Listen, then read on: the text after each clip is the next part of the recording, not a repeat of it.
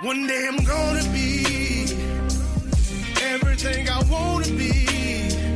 I don't let it get the most of me. One day I'm gonna be free. I wanna be everything I'm gonna be. My future right in front of me. One day I'm gonna be free. I wanna be free. Let me be free. From the depths of darkness, a voice emerges. A host with a fire burning in his soul. With a heart of steel and a spirit unbroken. He rides on two wheels ready to claim his throne. Amidst the chaos and the thunderous roar, insane wheels rise as a force to be reckoned with. Fueled by the power that only metal can bestow. He takes his stand, refusing to submit. Insane wheels hear his battle cry. A metal mayhem that will never die. With engines roaring, he paves his way. A legend in the making, day by day.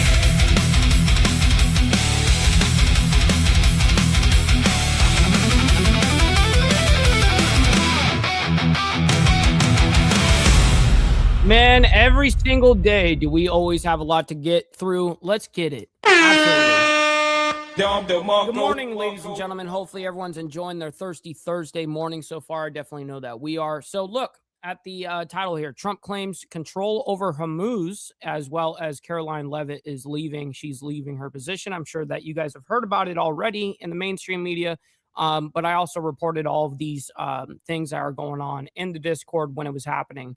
And then we have 2 soldiers killed as well. So let me go ahead and bring up chronologically what we're going to be discussing this morning. First, we're going to see Dr. Carson on Fauci text messages. So Dr. Ben Carson, everybody knows, I guess he has some things to say regarding the whole Dr. Fauci and his text messages. And then we have daycare deaths, child and 2 adults dead at Minnesota business. Why is it always a Minnesota business? Why is it always Minnesota? And it's always some sort of daycare, and they're labeling this a daycare incident. Why is there so much healthcare or childcare up there, daycare and all this stuff? It's a big scam. Anyways, then we have Karoline Leavitt to step down as White House press secretary, as you guys know, as I just reiterated there. Minnesota daycare tragedy police briefing reveals new details on Hopkins Burnsville. I hope I'm saying that correct. But it looks like that they, the officials come out and have some sort of gathering of, press something. So we'll see what they're calling for and what they're saying and what the details are. Then we have Mark Walter sells Lakers for $12.5 billion to Bob Iger and Josh Kushner. What? Let me read this. The Los Angeles Lakers have been sold by Mark Walter for a record-breaking $12 billion, according to ESPN. Bob Iger and Josh Kushner are set to become the new owners as the Lakers enter a new era following the end of LeBron James' era in Los Angeles.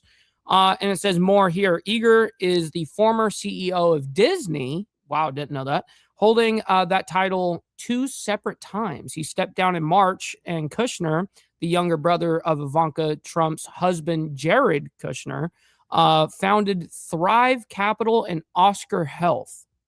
The 2 were reportedly interested in being involved with the NBA's upcoming expansion team in Las Vegas before turning their sights to the city of Angels.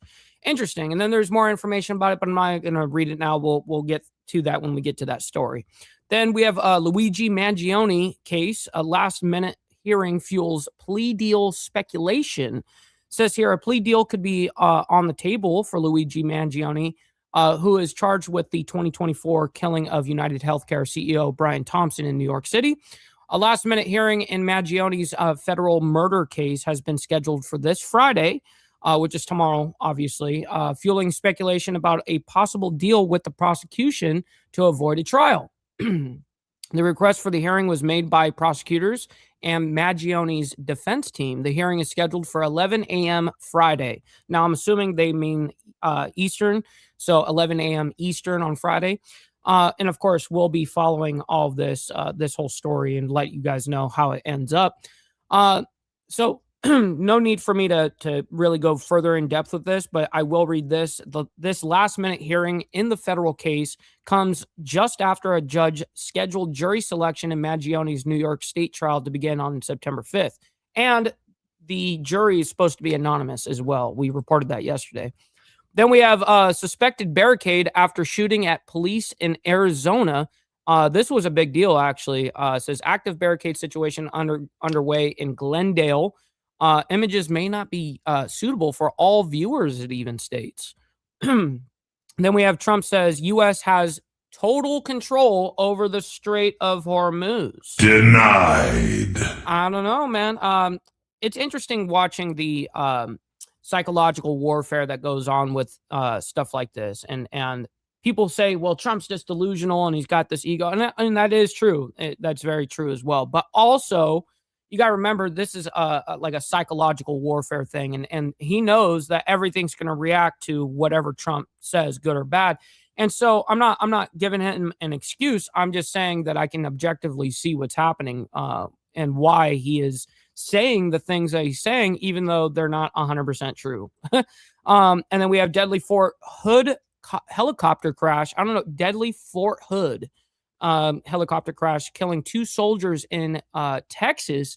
It says 2 Fort Hood soldiers were killed after an H-64 Apache military helicopter crashed near Salado, Texas on Wednesday, which was obviously yesterday. The crash also sparked a grass fire in the area.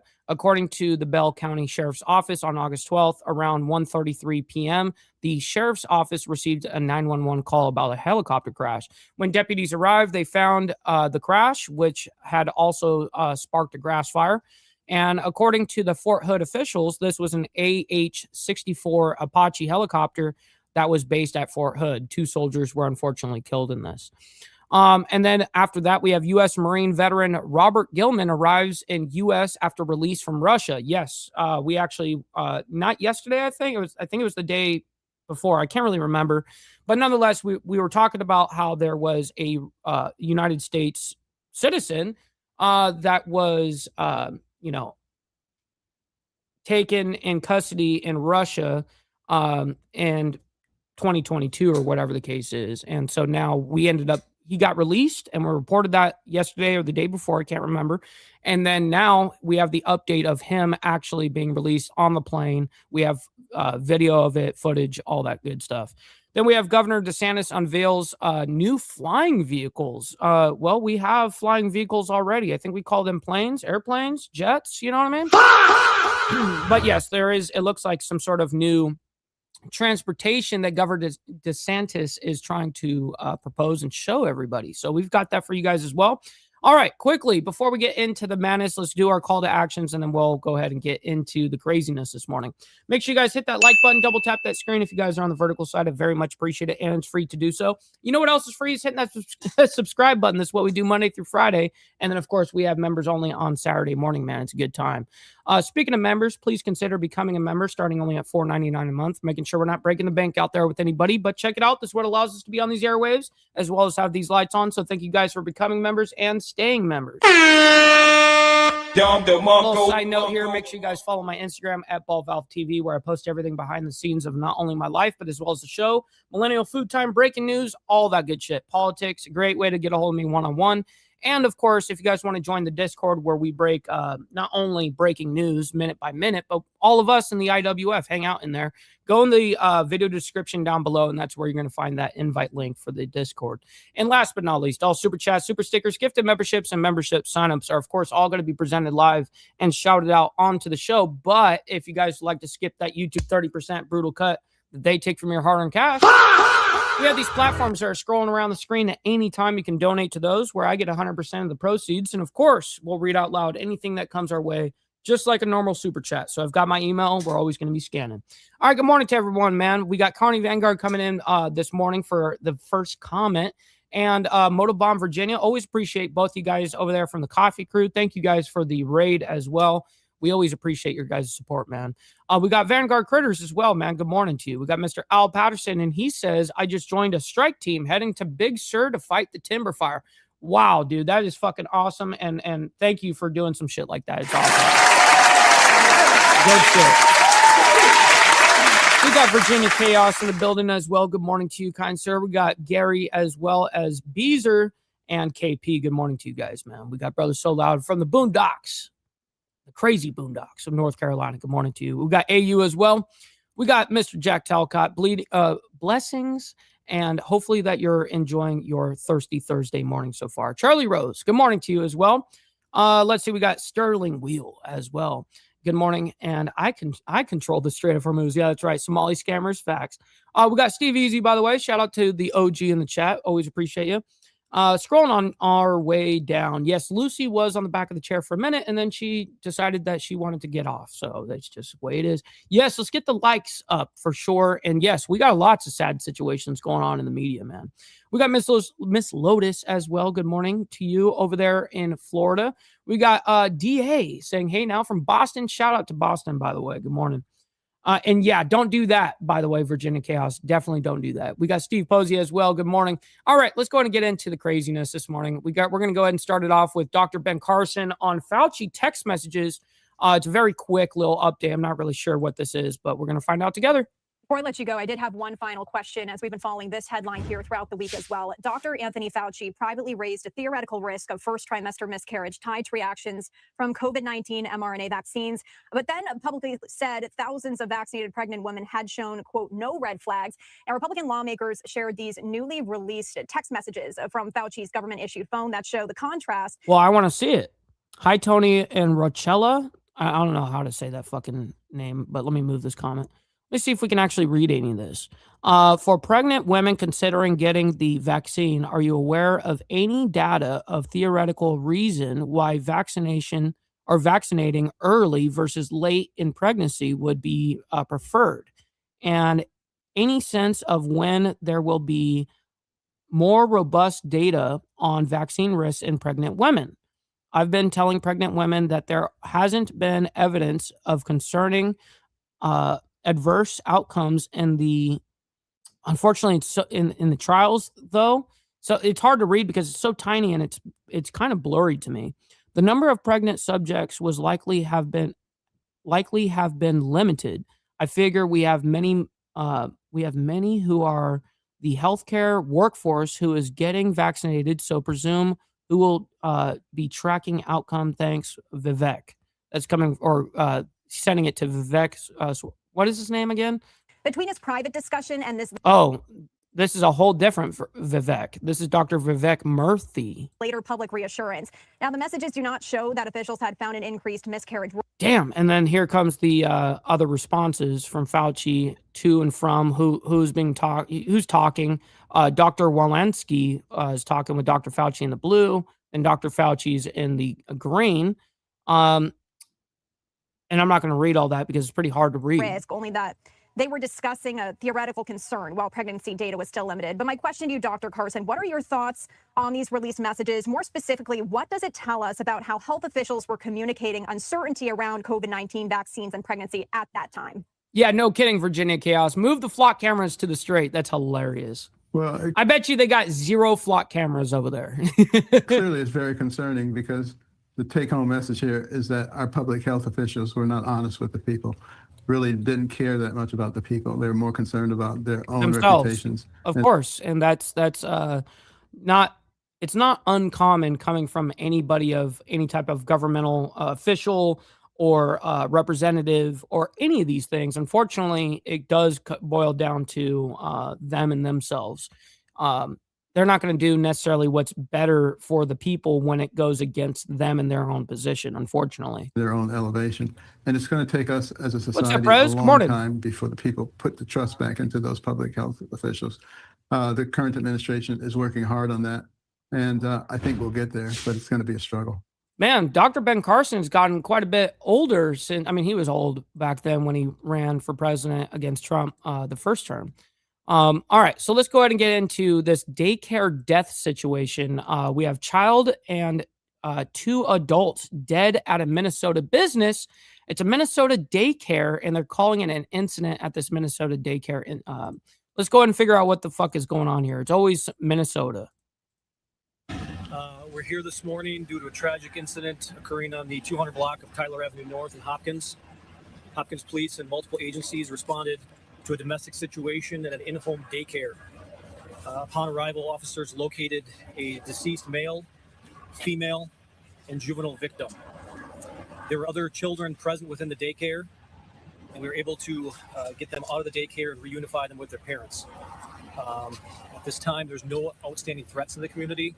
This is an isolated incident, and we are continuing to... Well, what the fuck happened? I like how you just say that we have deaths here, and you don't explain why. And then you say, and by the way, there's no threat to the community.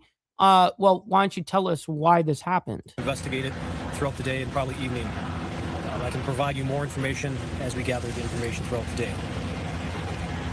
Is this family? And we also do have the updated from governmental officials or police or whoever, because this is Brent Johnson, the Hopkins police chief, and he's going to, of course, do his best to play his politics and not say much, but we do have the update from this whole thing, so hopefully we can get a little something answered here.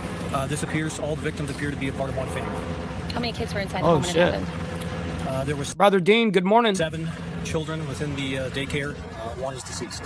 Can you give an approximate age of that child? I honestly do not know. Were there any other injuries besides the 3 that are deceased? There were no other injuries to any other children inside the daycare. Chief, is this a house that has been known to y'all, or is there any history with this couple that you know of? So it's a internal family thing going on here. At this point, I do not have that information. Chief, what time did this happen? Okay, so let's go ahead and just move on from that because he seems like he's very hesitant to go ahead and give any information. So we have, after this next story, we actually have the update on it. So hopefully we can get a better straight answer. But nonetheless, let's go into this story that happened yesterday as well. Big ordeal. Karoline Leavitt to step down as White House press secretary. And yes, we actually reported that in the Discord yesterday when it happened, as soon as the announcements came out.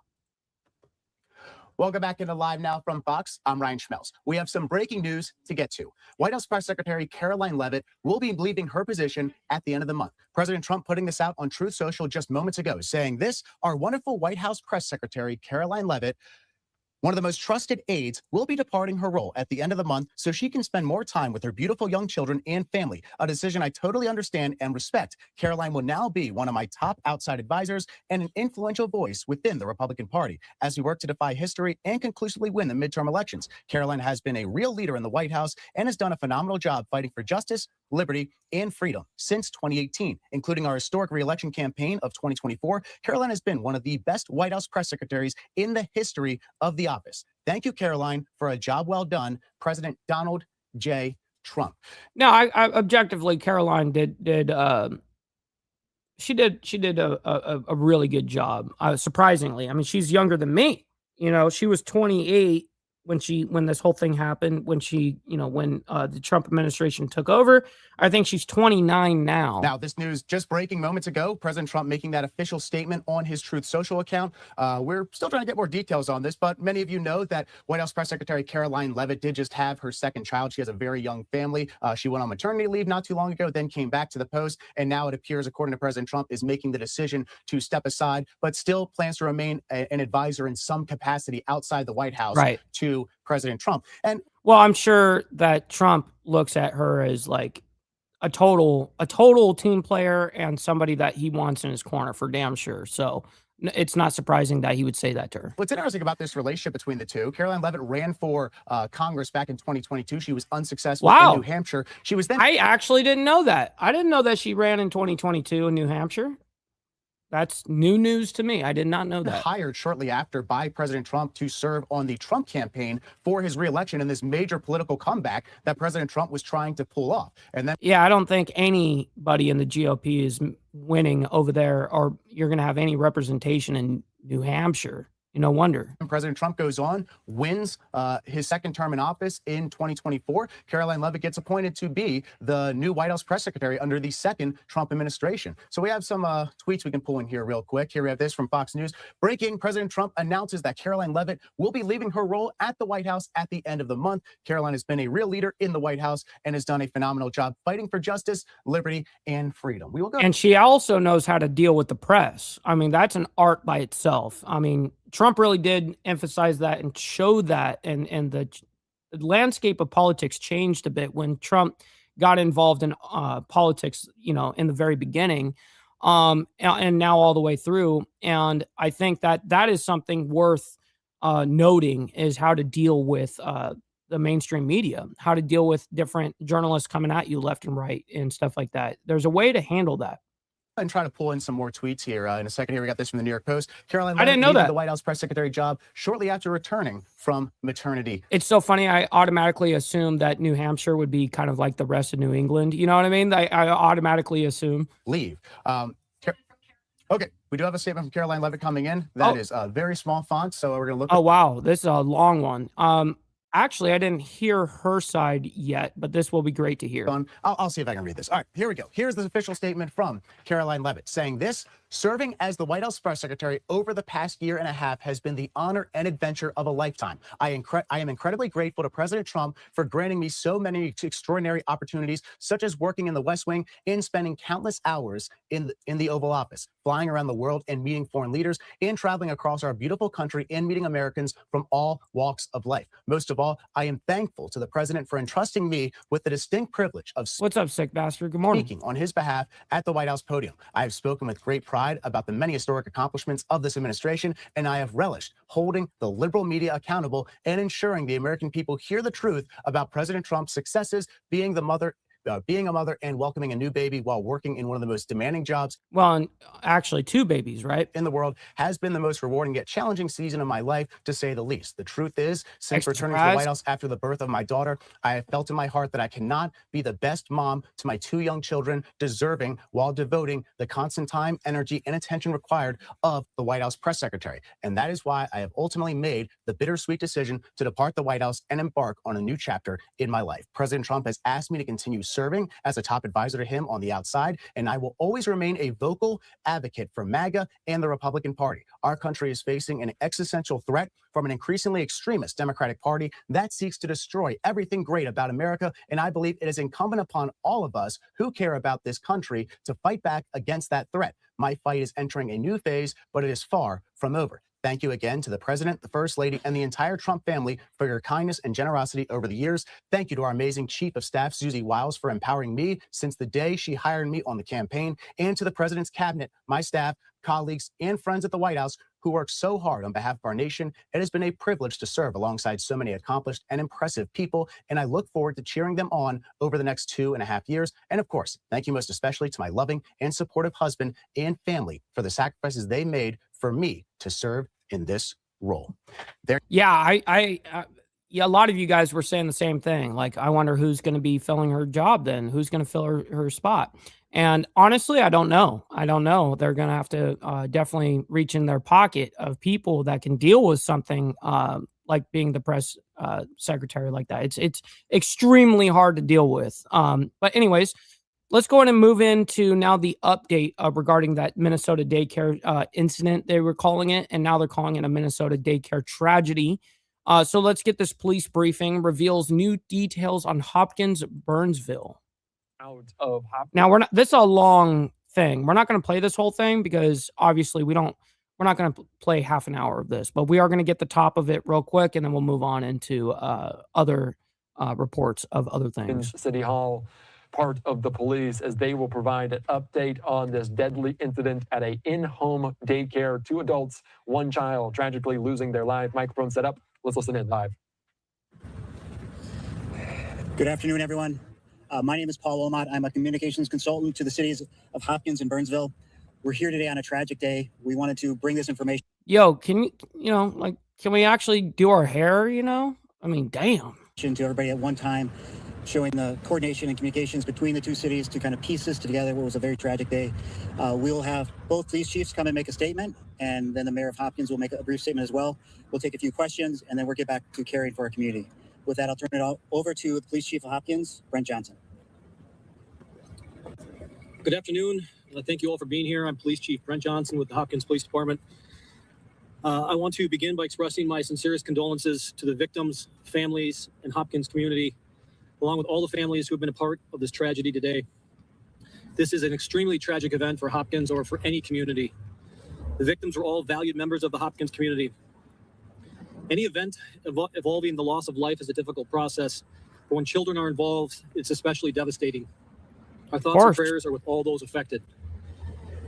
What we know and we can tell you now is this morning at approximately 9 a.m., the Hopkins Police Department, in coordination with multiple other agencies, responded to a report of a stabbing at a residence operating as a home daycare in the 200 block of Tyler Avenue North in Hopkins.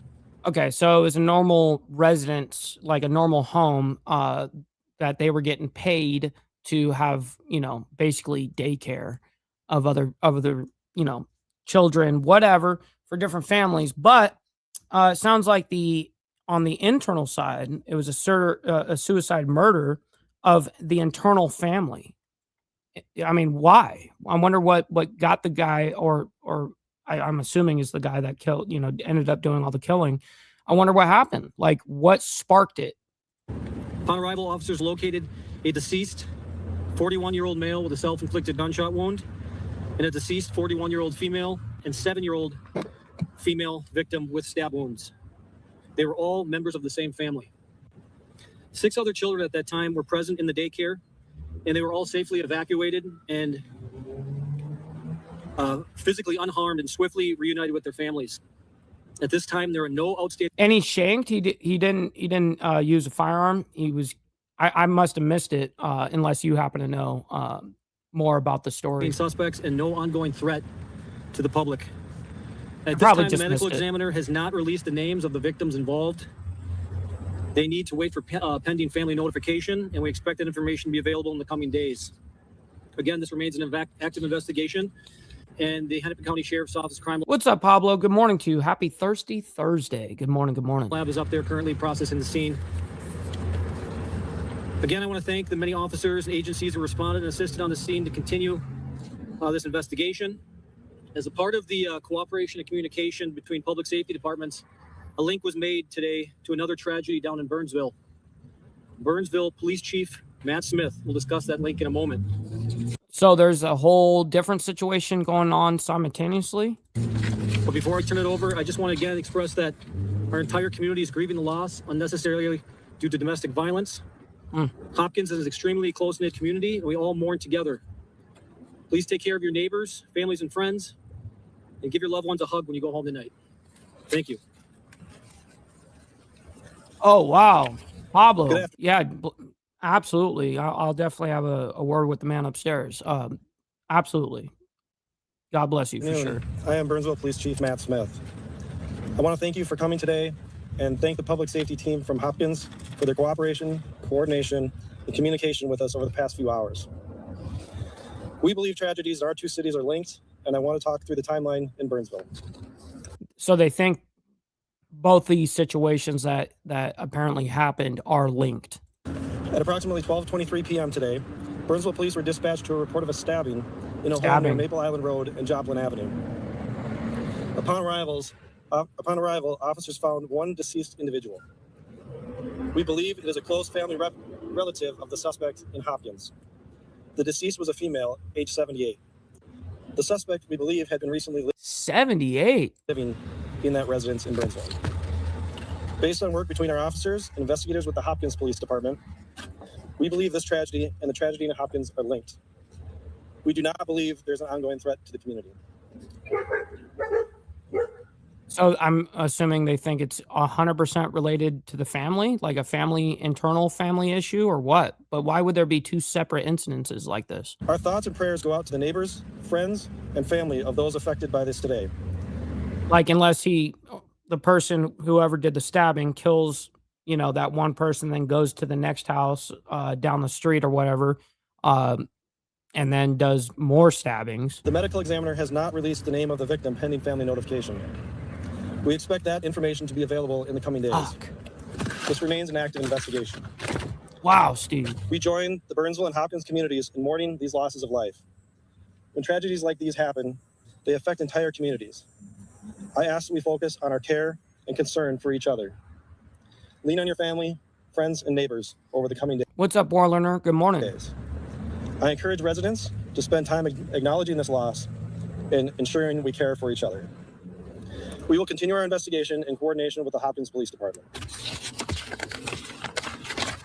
We now turn our care and concern for the community.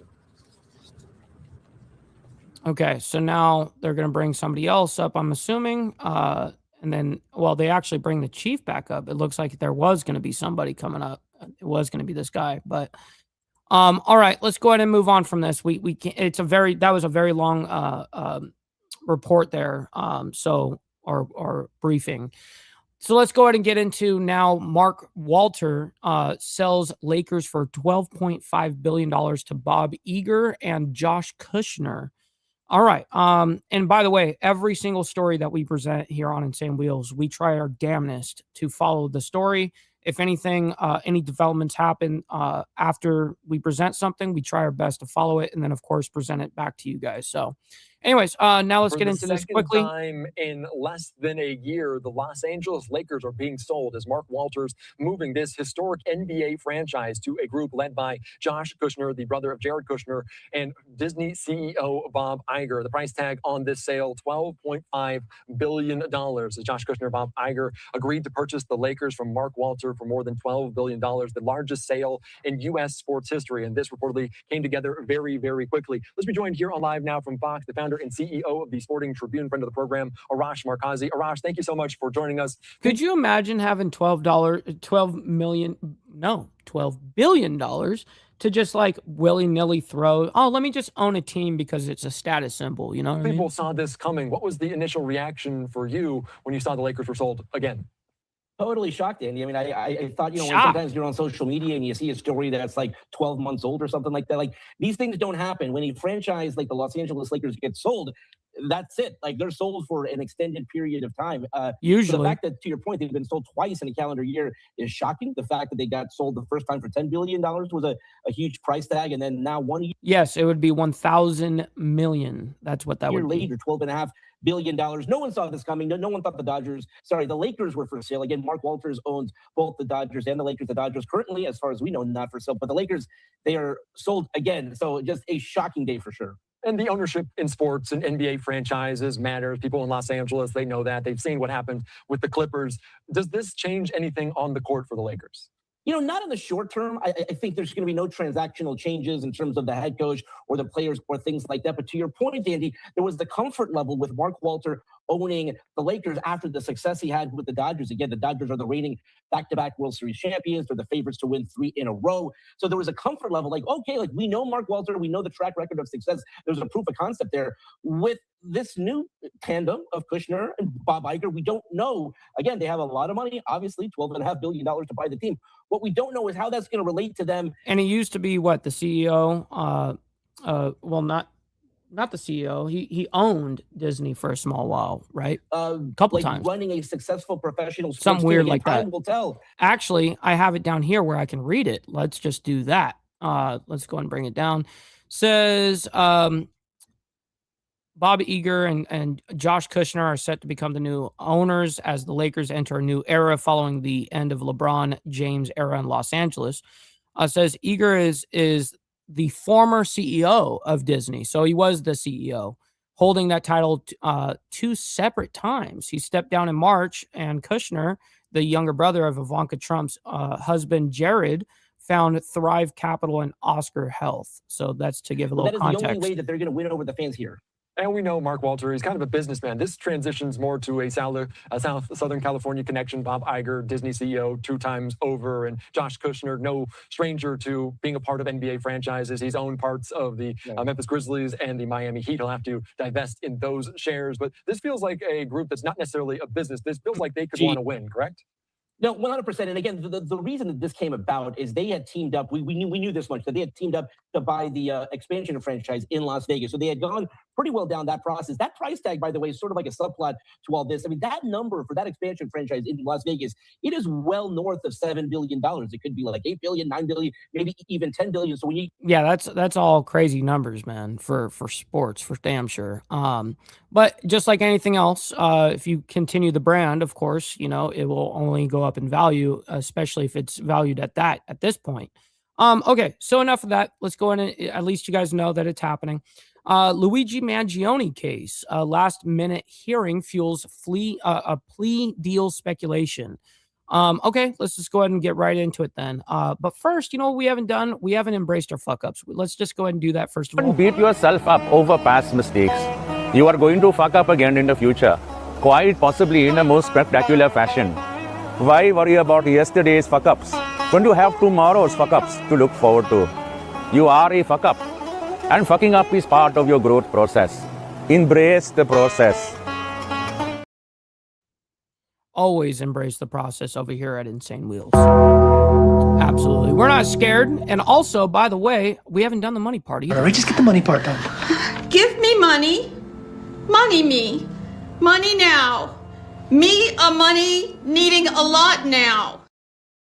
All right, now it's perfect. Denied. All right, let's go ahead and bring this up and figure out what's going on with Luigi Mangione. Welcome back into Live Now from Fox. I am Andy Mack. A huge twist maybe upcoming in this Luigi Mangione case. Yeah, and by the way, the trial is set for tomorrow, just for everyone. But it's set for right after when we end our show. So unfortunately, we're not going to end up talking about it until Monday.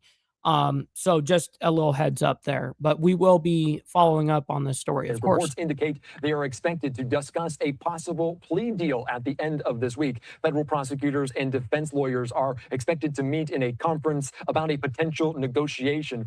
TMZ amongst the reporting here is saying exclusive Luigi Mangione's team negotiating a plea deal with the feds. That means the state case is in jeopardy. Some more of their reporting here on Live Now from Fox as sources telling TMZ the negotiations are real. It involves a possible guilty plea to murder, but the twist comes with sentencing, and they're told one of the possibilities is an open plea where sentencing is not negotiated but left to the judge after an extensive hearing that would allow for the defense to present mitigating factors that could lead to a sentence more favorable than life in prison. Let's be joined right now. Yeah, which option do you think he's going to get? You know, life in prison or life in prison? Yeah, exactly. Now here on Live Now from Fox, former federal prosecutor for the program, Nima Rahmani. They always bring this negotiations, if they happen on Friday, what do they entail? Every single time they have talked about Luigi Mangione's case or what's going to be whatever, they always bring up Nima. He's a former federal prosecutor, by the way, but I've got a question for him. Why are you gay? You are gay. Just an observation. Well, they can entail a plea to the 2 stalking counts, and you can plea without a plea agreement. That's called an open plea, and of course, the judge will determine the sentence. But Andy, this really isn't about the federal case at all. It's about the state case, which I'll explain in a second. So the federal case has been gutted through some good defense lawyering. The defense was able to knock out the murder charges, the federal firearms charges, and by doing so... So they're trying their damnness, the defense is trying their damnness to figure some sort of loophole, wiggle room, something to be able to get out of something, right? Eliminating the possibility of the death penalty in the federal case. Now, stalking resulting in death does still carry the possibility of a life sentence in federal prison. But again, this isn't about the federal case at all. This is about the state murder trial, which was scheduled to start in September. And this is why. When you're talking about the double jeopardy clause of the Constitution, normally that does... Man, did you see how many officials were fucking, like, damn, that many fucking cops and governmental, some sort of, you know, federal whatever... I mean, that many? Damn. When you're talking about the double jeopardy clause of the Constitution, normally that does not prohibit parallel state and federal prosecutions. We've seen it time and time again, not just in this case, but with other high-profile cases like Derek Chauvin. Yo, what up, Kurt? Good morning to you, by the way. We always appreciate you. For the murder of George Floyd. But New York is unique. They have a special New York state law that says that an individual cannot be prosecuted in New York state court if they've already been convicted in another court and the crime arises from the same transaction or occurrence. That's that special language. So it's possible here the defense is trying to plead in federal court and argue that the federal stalking is the same transaction or occurrence as the state murder charge, in which case the state case could be blocked by double jeopardy. It could potentially go away. What? So this could be negotiated as a global resolution. Always some The U.S. bullshit. Attorney's Office with the Manhattan DA, or it could be negotiated on its own, and the defense may be trying to walk this path to plead guilty to federal charges and do federal time, which is always preferred to state time. Federal facilities are a lot nicer, and try to knock out those state charges. So it may be very clever lawyering here, Andy. And this is all on the timeline as jury selection. So, of course, now, as you guys know, the jury selection process was announced the beginning of this week, something like that, maybe Tuesday. But I think it was Monday. But we were telling everybody that it's going to be an anonymous jury. That's what the judge stated.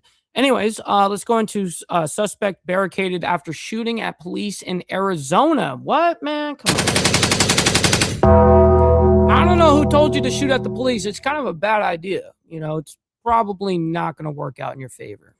So this is an active situation. Fox 10 Phoenix is covering this right now during their 5:30 p.m. news. Let's listen into a little bit of their coverage. They got a bulldozer going through that bitch right now? Holy shit. Join us on Look the at this. air at What? 5:30. This is 76th and Orangewood in Glendale. We've been following this.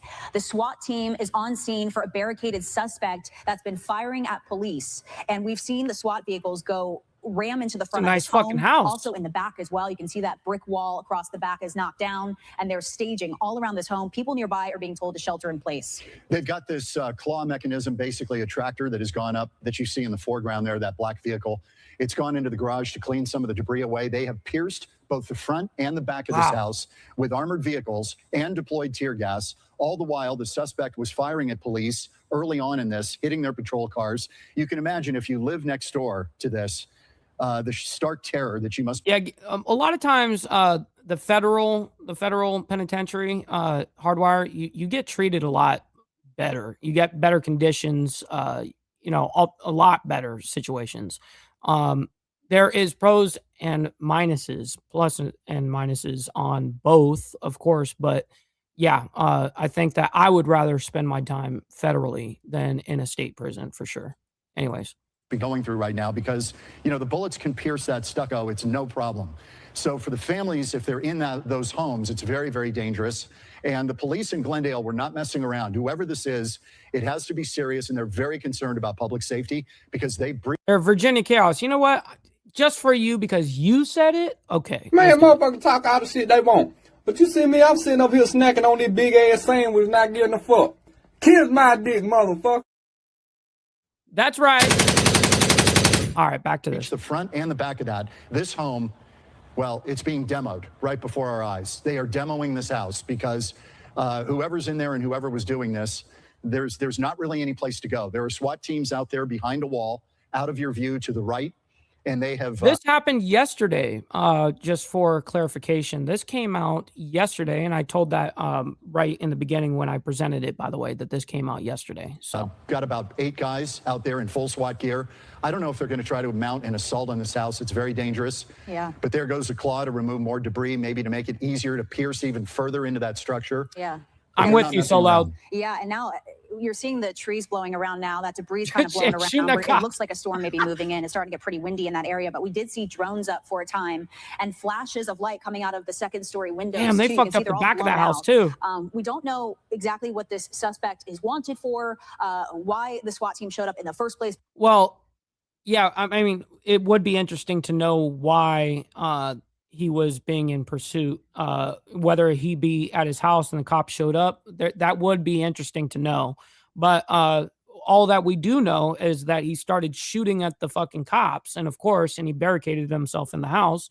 And now, you know, the standoff isn't going the exact way that he probably assumed. He didn't think that they were going to come and break in with a whole bunch of, you know, robots and shit and bulldozers. Yeah, this is a wild ordeal. But we do know he or she, the suspect, was firing at police. Yeah, no kidding, from this Steve. home. And if they were now, I wonder if he actually lived there. I don't know if he was like he fled and then went into that house and just took that house in as hostage. That would be interesting.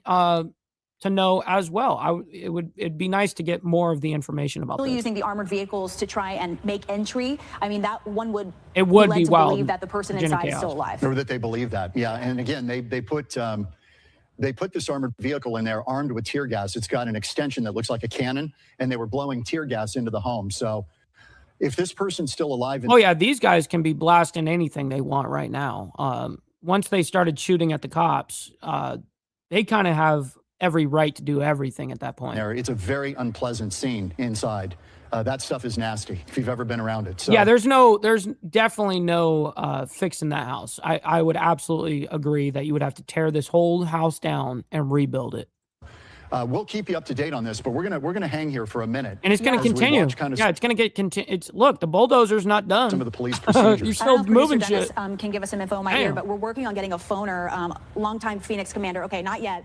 We're working on getting on the phone with a longtime Phoenix police commander, now retired, who can maybe kind of tell us exactly what we're looking at here and kind of break down what's happening more specifically. It's a very aggressive posture that Glendale police made here, and that leads me to believe that they thought imminent threat to the public. Obviously, somebody that they're really interested in inside there. But Still beyond destroying. that, just the public safety. You've got somebody firing wildly out of a perch on the second floor.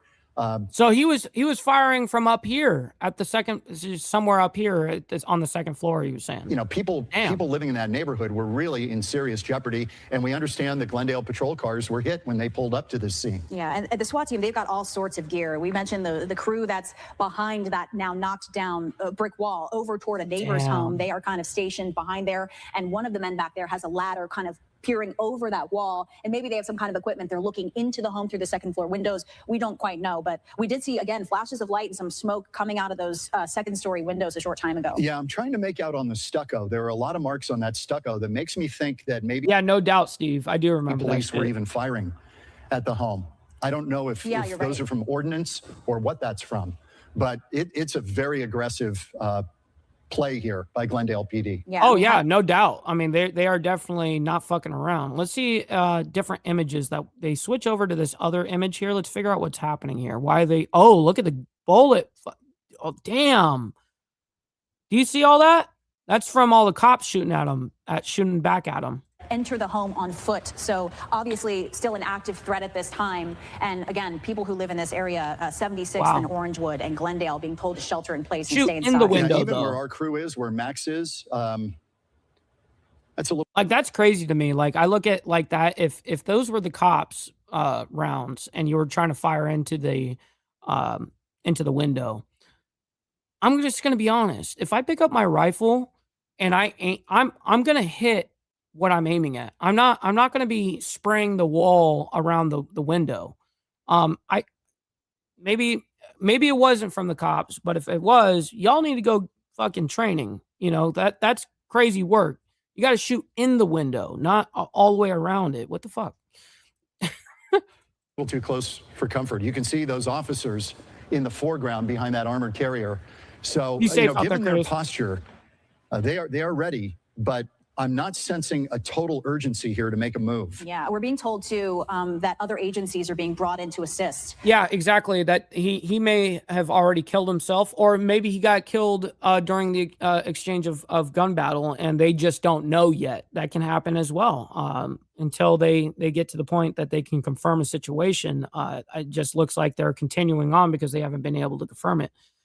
Real quick, we got my man. Holy shit. Virginia Chaos came in with a humongous donation just now. Sends in a $50 donation saying not saying anything crazy. Them people watching. Yeah, because you got hemmed up like 3 different times on your donations because of what you said. But that's great. Great shit. Thank you very much for the 50 bucks. That goes a long way. Absolutely. Let's get it. With this situation, this barricade situation, as it's still being called at this time, there in Glendale.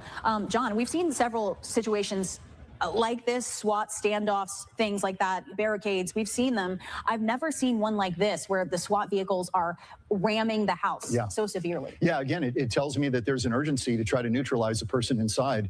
They're worried about public safety. And we don't know what this person may be involved in, who's in that house. It could be a very serious crime. But to start ramming the house and going in, they were hell-bent on neutralizing what they consider a serious threat to the public. Yeah, we don't really know how. Yeah, I mean, if the guy, because I was assuming, this is what you get for assuming. I was assuming that he was perched up like how they were explaining it. They literally said perched up on the second floor, shooting out the window. So I'm thinking, okay, well, you can hit that motherfucker right there. But yeah, if he starts evading back into the house during exchange of gunfire and they miss the first few shots or whatever the case is, yeah, and that would make sense to, spray fucking, green tip 5.56 or whatever through the stucco or whatever to spray him down for sure. No doubt. So anyways, let's go ahead and see if there's any update on this. It doesn't look like it. It just looks like it's just going to continue for a bit. And unfortunately, we don't have any other update on that story right now, which is unfortunate. I'd really like that, but we don't. So anyways, let's get into, for right now, Trump says U.S. has total control over the Strait of Hormuz. Denied. Well, I asked you guys in the chat. There is a poll going on right now. Make sure you guys answer the poll. Do you think that the United States is in control of the Strait of Hormuz? Yes or no? Let me know.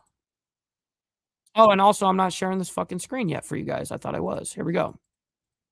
In Westfall, let's talk about the Middle East. U.S. forces remain at the ready in the Middle East. These photos, posted by CENTCOM in recent days, show troops patrolling the skies and enforcing the blockade against Iran, among other things. We'll roll through these in a couple minutes here. Reuters is reporting that Iran and the United States remain at a standstill over efforts to end their war. A senior Iranian source telling the outlet there's been no progress in talks to revive the interim deal that was agreed to between Iran and the U.S. back in June. President Trump posting on social media today, quote, "The USA has total control over the Strait of Hormuz. I think we will keep it. Our naval blockade is being called by everyone a wall of steel, and there is nothing Iran can do about it. They have no navy. They have no air force. Their remaining soldiers are unpaid. The IRGC is decimated and fleeing, and their leadership is uncertain at best. They have no money. Their country is shot. All they have is fake news and 300% inflation and getting worse. Iran is..." Which Trump is correct on that, but they also are still alive. They're still surviving, and the IRGC is still a thing there. That is,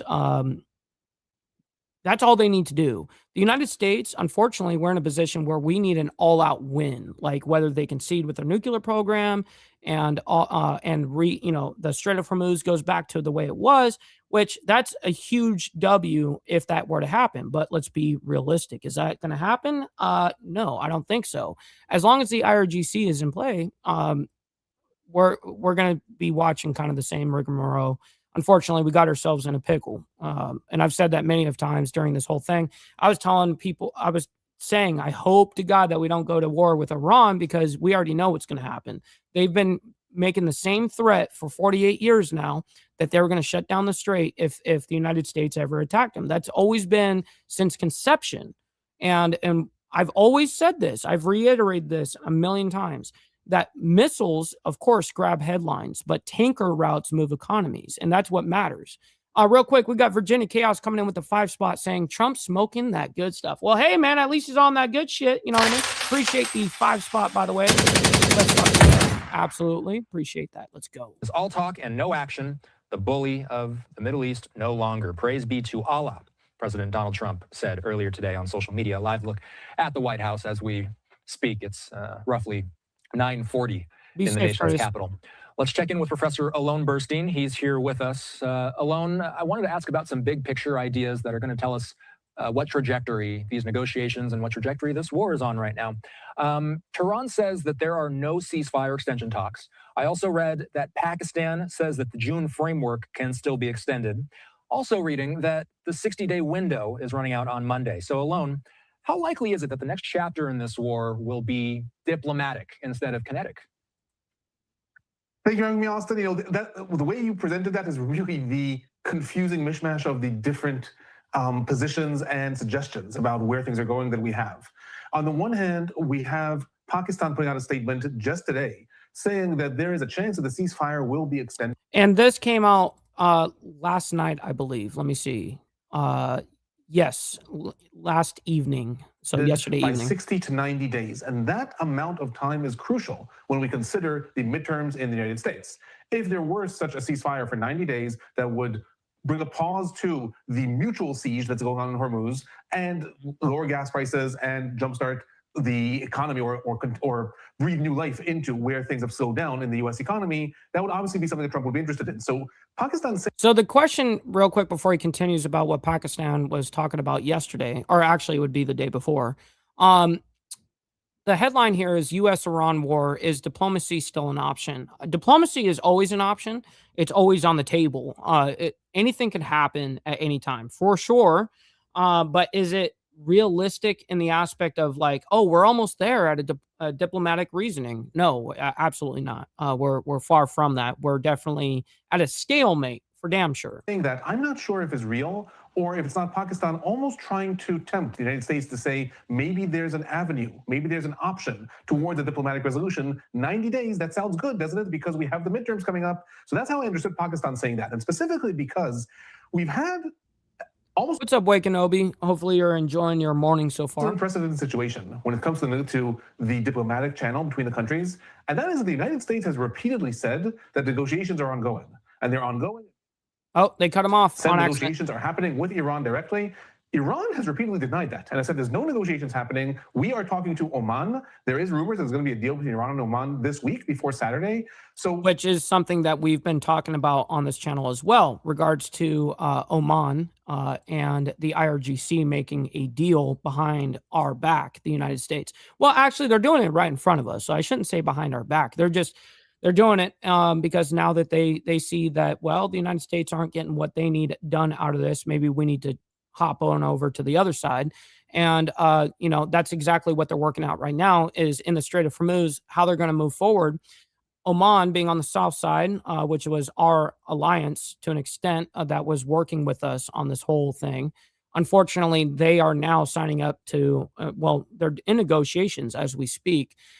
With the IRGC, which is the Iranian side.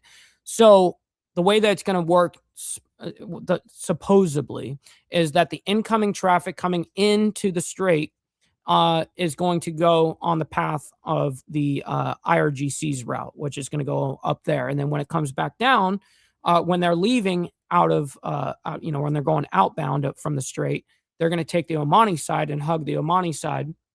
And both sides will end up tolling the ships, essentially. That's what they're negotiating right now. We have one country saying we're negotiating, the other country saying we're not negotiating, and the third country, which is actually the negotiator, the mediator between the sides, saying there might be a deal that neither one of the sides has brought up. All that's to say, what we have now is basically... And Turkey has always talked out of both sides of their mouth, for damn sure. A game of chicken between the sides, with the United States every other week threatening to escalate attacks, coming on attacks on oil facilities or energy production facilities or power plants or bridges. Very true. Iran saying, we are here for the long term. And if you want to have a prolonged war, we're willing to do that. There's lots of intelligence reports suggesting that Iran is rebuilding its military in a different way for a prolonged war. While the negotiators, not just Pakistan, Qatar, also Saudi Arabia and Egypt, all trying to spiral things down. Ultimately, this is one of those things that's going to depend on President. That's right, Hardwire. There's nothing off the table, essentially. That's the way that warfare really goes. Listen, and yes, by the way, just like Virginia Chaos said earlier, make sure you guys hit that like button. You don't have to like the video for what's happening around the world, but you guys can like it for me and what we do here on Insane Wheels. So thank you for that. Double tap the screen if you guys are on the vertical side. I'd very much appreciate Trump it. At the end of the day, Iran is happy to have a deal on its terms. And if not, we might go to war. Trump wants a deal on his terms, but Trump has the midterms. And Iran has a lot of pressure in its economy, and I'll say something about that in a minute, but it doesn't have a firm deadline with regards to when things need to look better. So that's where Trump's going to have to decide if he opens up a diplomatic channel because of that economic pressure or not. And the one thing I just wanted to add also, when Trump said Iran is facing 300% inflation, lots of people have been asking, is that true or not? I will say that most analysts and most international organizations have not confirmed 300% inflation, but Iran's economy has suffered and is suffering. The Iranian rial, since the war began, since February, has dropped 20%, not 300%, but 20% of its value. The International Monetary Fund just updated its projections last week, and it projects that Iran's economy is going to shrink by 5.6% this year, which is the worst that would be for the Islamic Republic since 1988, since its war with Iraq. back then. So the Iranian economy is feeling the pressure, maybe not 300%, but that's, I think, what Trump is alluding to when it comes to the damage that the United States blockade on Hormuz is doing. May not be 300%, but certainly is having an effect on Iran as time goes on. So you talked about that 300%. Yeah. Yeah, prices go down, and they go down for, a week or two or something like that, and then it skyrockets again, and it's a very volatile situation. And the unfortunate part is exactly what you're talking about there, Steve, is like, oh, yeah, everything's going to come. Well, when? Yeah, of course, when everything's over. How long is it going to take to get this Iran thing? How long are we going to be in Iran? That's really going to be the question, because I see us in this very similar situation as to, same but different, obviously different reasons why the IRGC has leverage in this over previous wars.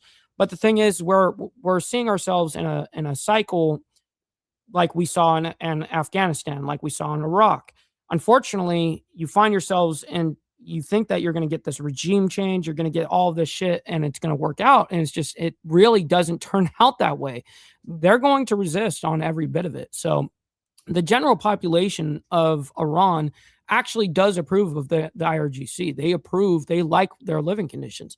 The only real true way to get a real revolution is by that. You need your own people to come in and say, we're overthrowing this shit. We're over it.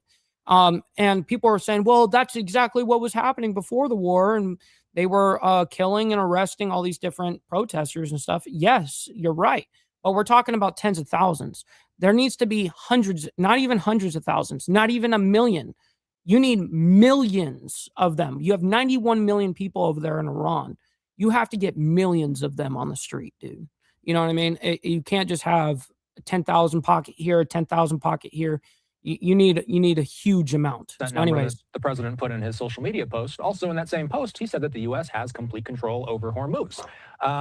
Is that true if Iran is still able to disrupt traffic in the waterway, though? Alon just sat there and laughed, if you guys noticed his reaction to that. Well, actually, I'm going to back it up so you guys can hear Austin give the question, does the United States control the Strait of Hormuz? And let's see Alon's reaction to that. Is that true if Iran is still able to disrupt traffic in the waterway, though?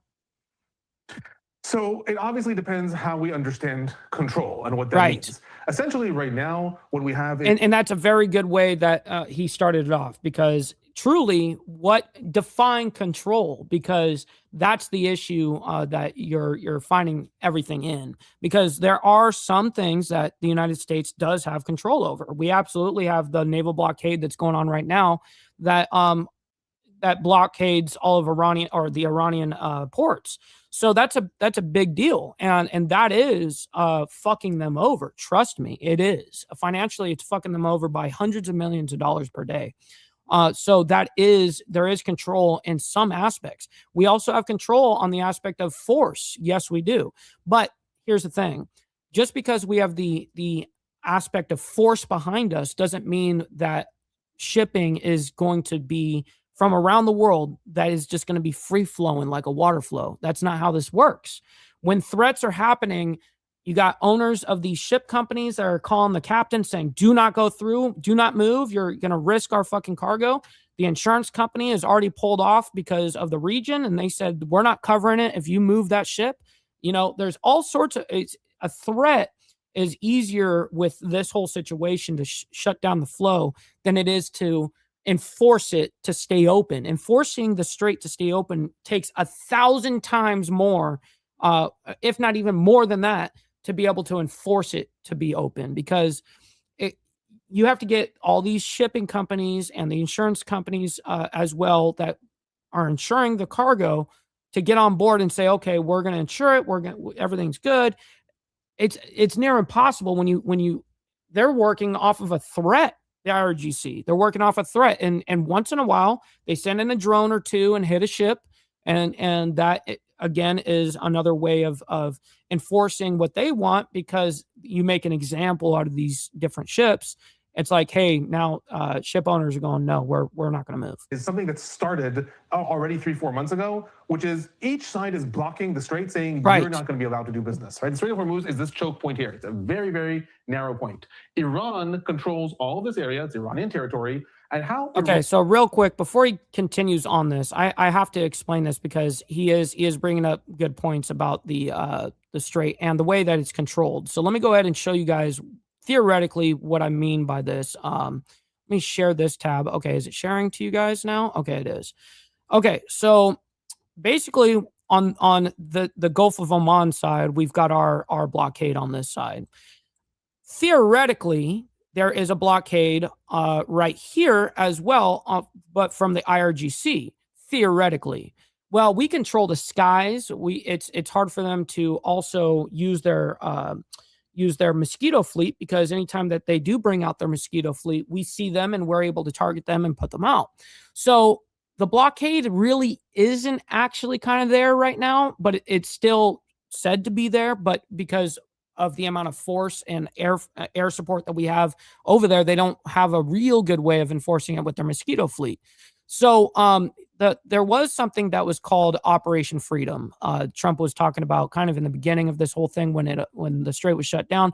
That's basically where our side, the Gulf of Oman side, we would send in our warships or whatever, go in to the strait and come over here to where their blockade is, and we would escort their ships in and out, or basically out to the Oman side. Now, that was called Operation Freedom. It was kind of a threat, and it went crazy for about a couple of days, and then and it really nothing happened of it, and then it just dropped off. Now they're actually doing this Operation Freedom now actively, but I don't know if they're doing it under that name or whatever the case is. I'm sure that whatever, but they're doing that now because of the amount of air support that we have on the Iran side, which would be this side. We have so much air support that's over this whole area right now that their mosquito fleet can't enforce a blockade. So that's why we're also simultaneously going in and bringing ships out. And so that's what Operation Freedom was in the beginning, and what it's turned into now, without people or any media organization actually talking about that. Real quick, yes, it is overtime. You know what they say about overtime? No tax on tips, no tax on overtime. Send in your fucking money. I think everyone should obey. Maybe you need to donate some freaking money. Donate. Maybe you need to donate some freaking money. Maybe you need to donate some freaking money. Donate. Maybe you need to donate some freaking money. Donate some freaking. Shit. And yes, Steve, thank you for that, by the way. Yes, that's what I do love about this YouTube platform that we've got is what's great about my takes is you guys can go back when it actually happened, like the beginning of the war, and see my exact reaction to it and my my positions on everything. It's not just that, it's positions on everything, which is great that we have actual evidence of that, right? Real quick, we got Rabbit of Chaos. Good morning and welcome into Overtime. We also have Lil Paul as well. And yes, that is true, Lil Paul. Very, very true on that observation. All right, let's get into this next story here, though. We're going to go ahead and end that for a minute. We have a few more stories to get through, though. Deadly Fort Hood helicopter crash. 2 soldiers were killed in Texas. 2 Fort Hood soldiers were killed after an AH-64 Apache helicopter crashed near Toledo, Texas on Wednesday. Let's go and bring this up and figure out what the fuck is going on, man. That's terrible news. All right, here we go. You're watching live now. I'm Austin Westfall. Let's head out to Central Texas. Our next story taking us there, where Fort Hood is investigating what led up to a helicopter crash that killed 2 of its soldiers today in Salado. That Salado. Also sparked a sorry, I was saying Salado. I'm sorry, Salado. Fire miles away from post.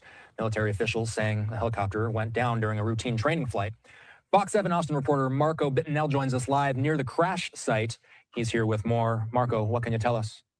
Well, Austin, just a heartbreaking story here out of Salado. An AH-64 Apache helicopter. Can you put the microphone up to your mouth so that we can hear you and not the road, please? Why do you have it down by your belly button? Crashing down just west here of I-35, leaving 2 service members dead and sparking a wildfire that has now spanned over 100 acres. So it's just around 1:30 this afternoon that the Bell County Sheriff's Office began receiving reports of that crash that happened along FM 2843 When that crash happened, it led to a massive wildfire that is now spread to 155 acres. So he said a wildfire, but it wasn't a wildfire. It was a grass fire. And grass fires do spread and can turn into extreme wildfires for damn sure. But the grass fire, it apparently was big. And as you guys can see out here, you guys can see where that grass fire ran. But it is at 95% contained now. We did have multiple agencies that were on scene helping. Well, that's good. They got it contained. Including the Texas A&M Forest Service, which did use it. This was yesterday in the evening, and they said 95% contained on the fire. So obviously they got the fire out. A helicopter, as well as a plane to spread water and retardant onto those flames. Now, we did catch up with them not too long ago, and they recalled those moments that they first got that call out to this fire and what that response eventually looked like. We got the call about 2:20 p.m. today. We already had resources staffing in the McGregor office, as well as strategically placed TIFMA strike teams. We got here within about less than 2 hours, about an hour and a half usually. And then we work in unified command with locals, specifically the Salado Fire Department. We are turning it over back to the locals, but we will have resources on scene today, tonight, and over the next few days to make sure that this fire hasn't jumped our Central Texas. Super rural. Look at that. Fort Hood all has burned. confirmed that it was 2 other soldiers killed in this crash, but their identities are being withheld until 24 hours after the next of kin has been. Yeah, that's kind of the policy in the regards to their identities. Killed in this crash, but their identities are being withheld until 24 hours after the next of kin has been notified. Now, when it comes to the exact cause of this crash or what flight path those pilots were on, that is still unclear right now. We did see the Fort Hood Criminal Investigation Division on scene today, and we do expect to have more answers as their investigation into this crash continues. Also, Marco reporting live for us tonight. We appreciate it. By the way, Greg There's other Abbott updates here. saying on social media today an Apache helicopter crashed in Bell County This is the governor for Texas, by the way. during Fort Hood operations, killing 2 members of our military. Join Cecilia and me in prayer for their families and the entire Fort Hood community. Texas is forever indebted to those who serve our state and nation. There was also a very quick update. Public information officer out there giving an update on the crash. Wanted to make sure we got this on air. This is short. Received a 911 call in south of Salado regarding a helicopter crash. The Bell County Sheriff's Office responded to this call, noted a helicopter crash and a large fire. In addition to that, the Texas Department of Public Safety has responded to this call as well, including the Fort Hood Criminal Investigation Division, because it appeared to be a military aircraft. Fort Hood CID arrived on scene and confirmed that it was an Apache. Michael Tice, the Justice of Peace for Precinct 2 of Bell County, pronounced 2 decedents at 2:30 this afternoon. Damn. There's a large fire as a result of this helicopter crash. Hell yeah, VC. Thank you for hitting that like button, my man.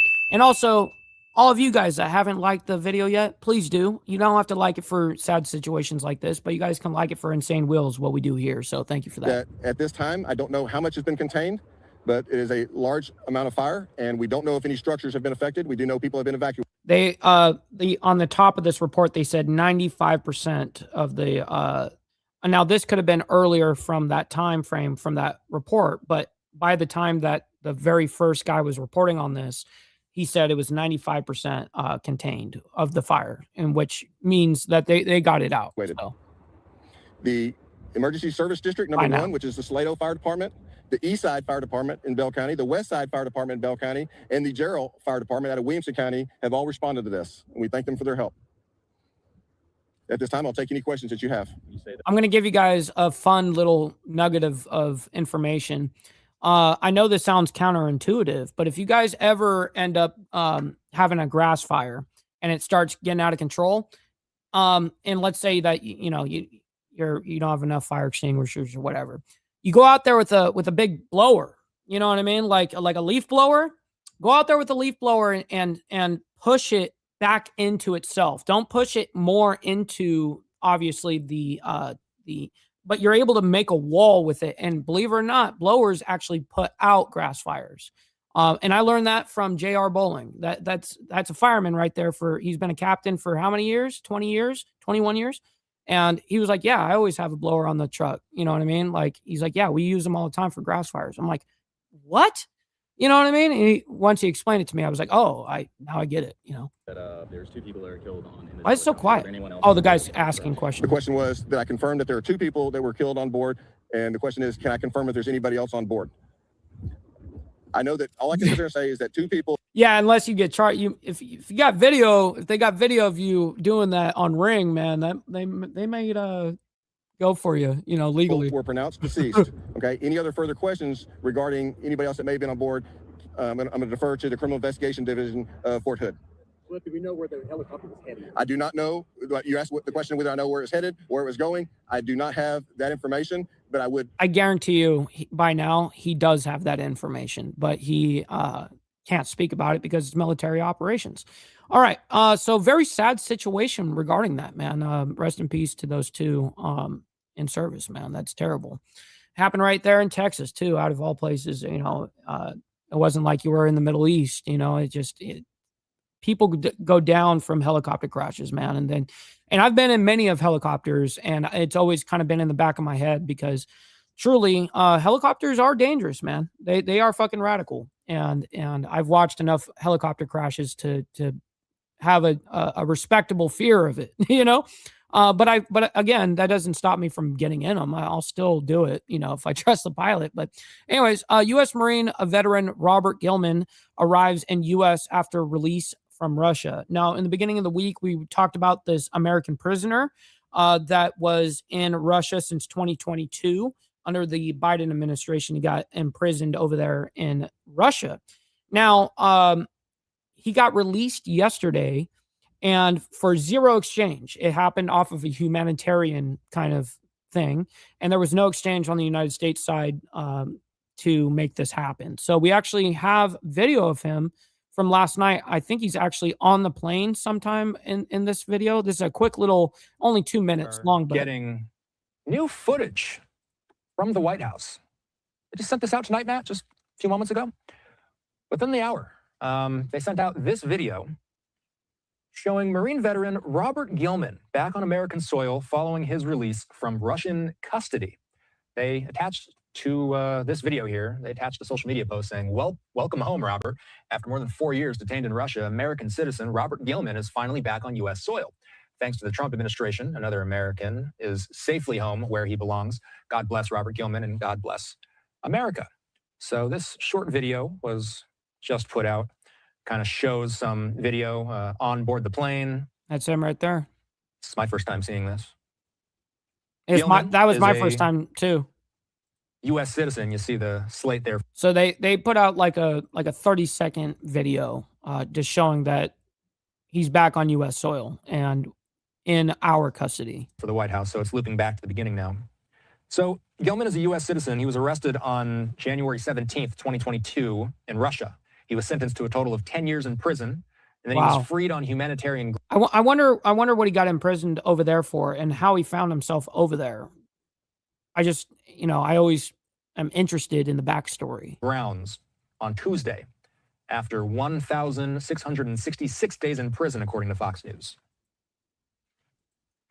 Like, did he get scooped up over there in Ukraine or something like that? And then now he was in a Russian prison. What happened? President Trump said Gilman would land at Andrews Air Force Base, so we're assuming that's where this video was taken. He kicked a cop. Oh, shit. That'd be crazy if that was true. Said he had one request, a great cheeseburger when he lands. We'll have to do some follow-up to see if that cheeseburger did. Yeah, that's hilarious, bro. The mainstream media, the way they handle these stories. All right, let's go ahead and move on into Governor DeSantis unveils a new flying vehicles. Now, I think we already have flying vehicles. We call them jets, we call them planes and shit like that. But hey, I guess there is also something that DeSantis wanted to present to everybody. Real quick, we got Mr. Steiny saying good morning. Good morning to you, kind sir. Hopefully you're enjoying the morning. Let's go ahead and bring this story up, and we'll get onto it right now. 3, 2, 1. Bam. Ron DeSantis. And that's just coming out, by the way, a couple hours ago. Says the state is working to introduce electric air taxis by the end of this year, offering electric air taxis. Oh, hell no. Potential new way to get around the busy I-4 corridor, which we were just talking about, you know, helicopters and you know, I wonder what the safety difference would be. Runs adjacent to the theme park. So if you visited the Sunshine State, you may have gotten stuck in some traffic around there. The Florida Department of Transportation is now working on the infrastructure needed to support the technology, and the first phase will be focusing on Central Florida. Joining us now is Florida Governor Ron DeSantis. Governor, thank you so much for taking the time to join us this morning. Good morning. All right. Well, you said a few days ago at a press conference that Florida is turning this somewhat of a dream. AVC, we very much appreciate you, and thank you for your kind donations this morning. I very much appreciate it. It goes a long way, man. It allows us to do what we're doing, so I really do appreciate that. Into a reality by creating these Be electric safe out there. taxis. What do you see as the biggest opportunity for this technology in Florida, maybe even more specifically in areas like Orlando or Tampa? Well, first, I just think back as a kid, I remember watching Back to the Future, and you do it, they do the time of this stuff, and then at the end, you think it's going to be over, and then Doc Brown comes, it's like, Marty, we need to go back. Oh, wow. There's other issues. Oh, you weren't even joking. He says it's true. He was drunk. He assaulted a police officer, and they gave him 10 years for it. Wow. Holy shit, so loud. That's crazy. I thought you were making a joke. That's fucking crazy. And so he pulls out of the driveway, and Marty says, Doc, there's not enough road to get to 88 miles an hour.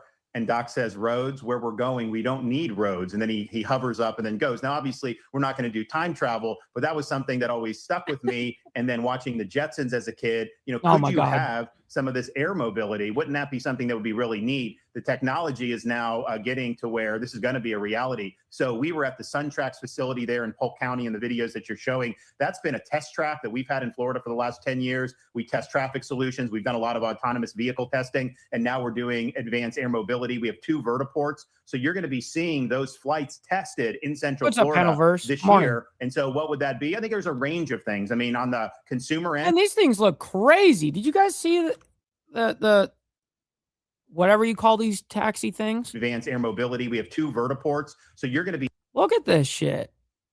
What the fuck? Seeing those flights tested in Central Florida this year. It's like a super high-end helicopter drone thing. And so what would that be? I think there's a range of things. I mean, on the. And they're electric. Like I'm going to be honest. I wouldn't trust anything electric in the air. I don't trust electric cars. Think I'm going to get an electric fucking that thing? Hell no. Consumer end, it's possible that you have those that would be consumer personal vehicles that would be able to fly. I think probably more likely that you'll see soon is it'll be like an air taxi. So if you're in Tampa Airport and you want to go to Disney World or Universal, you could drive on I-4, and we've made that better than it was because we've expanded the lanes and we're doing more, but it's still not the best roadway to drive. And you would be able to go up, lift off in the middle of a city vertiport, and then land someplace even in an. And there's going to be a lot of people that actually want to utilize this and whatever, man. Like, hey, that's we all got free will. Urban area because it's clean, it's quiet because of the EV, and it's got a range of about 100 miles. So I think it's something that is just scratching the surface of what it could be. But our view is in Florida, we want to be on the forefront of the innovation. We've got this great. Yeah, I'm always kind of interested, and on the drones and stuff like that. I mean, I also have a drone. And I am a fan of them for what a drone is, but like it's different context when we're talking about like people getting in them and being transported by them, or whatever the case is. Like I like making videos with my drones. Great infrastructure. We have some of the best companies in the world that are testing this stuff. And I'm glad that Florida was selected by USDOT to be one of a few states that are the advanced air mobility leaders. You mentioned something, Governor, that these could be in the skies by the end of this year. And I just want to reference again this post that we just had up that you had shared to social media, speaking about SunTrax, which is this research and testing facility in Polk County. What needs to happen between now and then to make that timeline a reality in terms of this testing?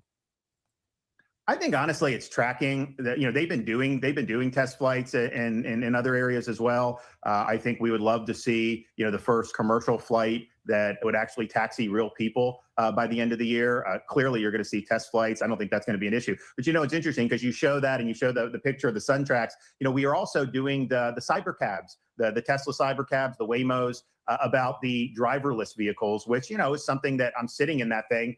And they have all these hazards that go out on our SunTrax to try to trip the car up. And it navigated every single one of those very well. I do think you're going to see some of that technology put in the eVTOLs as well. Ultimately, you will need. I wonder truly, though, the safety pluses and minuses from using something like that or just you getting in a helicopter, right? A pilot. Like what would be safer? There. It will likely be able to taxi 3 people. But I think eventually it will likely be an automated system.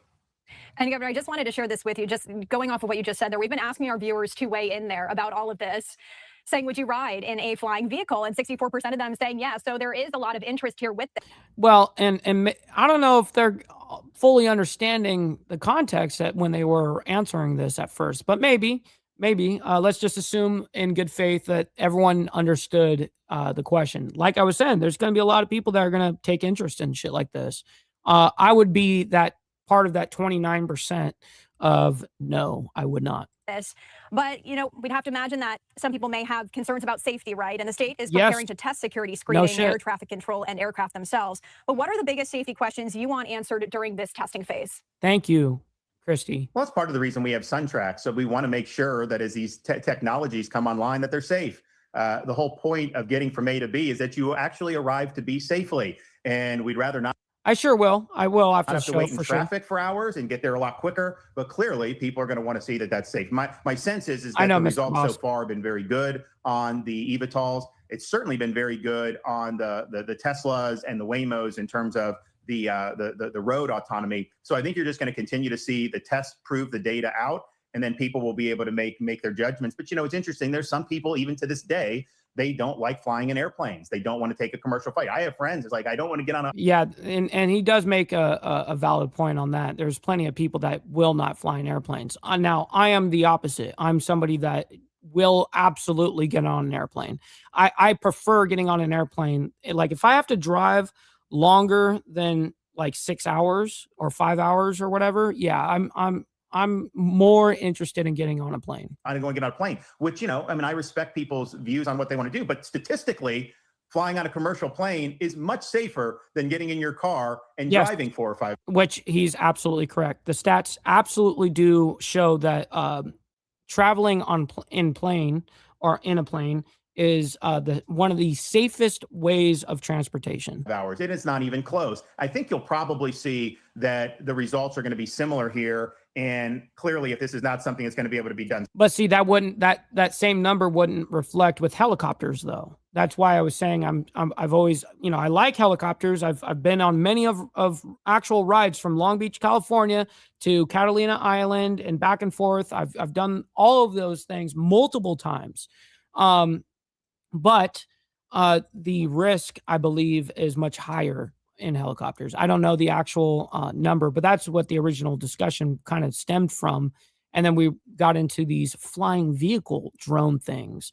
Totally wild, man. Totally wild. But nonetheless, I do hope that it comes out safe and it's one of the safest ways of transportation. But I just look at it as another kind of like helicopter thing. But anyways, listen, I can't thank each and every single one of you guys enough, especially to the members for allowing me to do this Monday through Friday. And then, of course, Saturday morning for members only. Listen, we're going to be back here, obviously, tomorrow morning for more of the world's madness. Until then, God bless everyone. We'll see you guys here tomorrow morning. And be safe out there. Much love. From the depths of darkness, a voice emerges.